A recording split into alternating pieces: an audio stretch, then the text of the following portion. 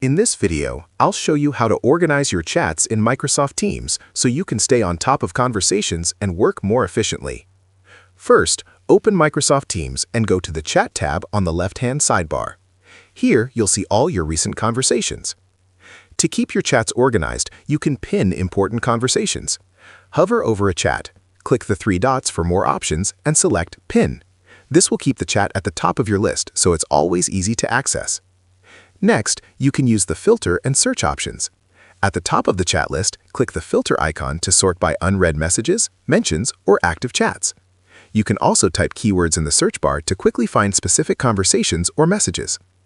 For long-term organization, consider naming group chats. Open a group chat, click the pencil icon at the top, and enter a descriptive name. This makes it easier to identify chats at a glance.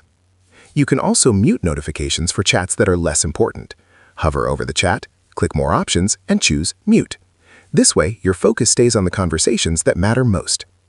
Finally, if you want to clear clutter, you can hide chats. Hover over a chat, click More Options, and select Hide. This removes it from your main list without deleting the conversation, so you can always find it later using search.